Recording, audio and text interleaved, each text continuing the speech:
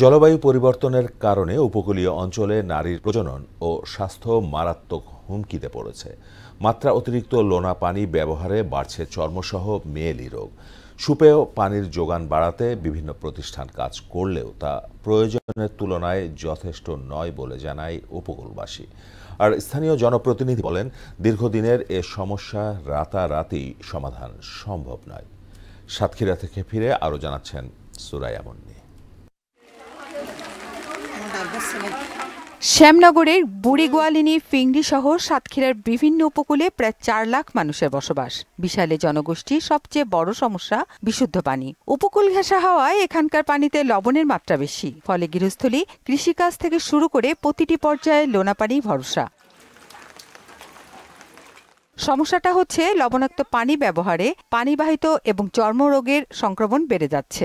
বিশেষ করে মেয়েলি বিভিন্ন রোগে আক্রান্ত হয়ে দুঃসহ সময় পার করতে হচ্ছে এই জনপদের নারীদের। জরায়ু সংক্রান্ত রোগে ভুগছেন বেশিরভাগ নারী।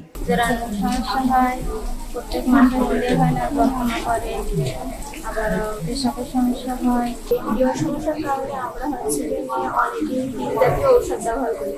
এইগুলো ডাক্তারের ক্ষেত্রে বিল ঔষধ ব্যবহার করি। এই কারণে আমরা হচ্ছে শারীরিকভাবে ঝুঁকির দিকে পড়ে পড়ছি। পানির কারণে আমাদের ডায়রিয়া হয়, কলেরা হয়, গায়ে ফুসফুড়ি বের হয়, মাসিকের সমস্যা হয়, আর মনে করেন দিকে দিকে জ্বর হয়। এর জন্য আমাদের বাচ্চাগুলো প্রতিবন্ধী হচ্ছে, বিকলাঙ্গ। আমরা কি করে বাঁচবো আমরা জানি না।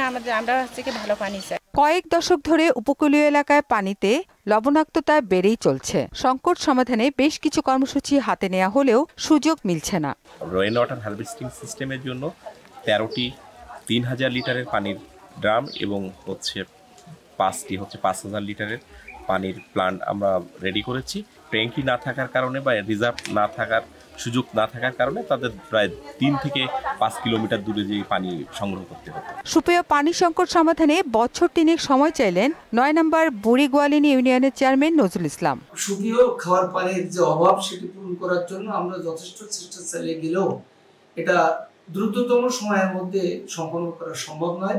তবে আমরা আশা করি সরকারি এবং বেসরকারি সহযোগিতা পেলে আগামী হয়তো 2-3 বছরের ভিতরে বিষয়টা আমরা একটি স্বাভাবিক পর্যায়ে নিয়ে আসতে পারব।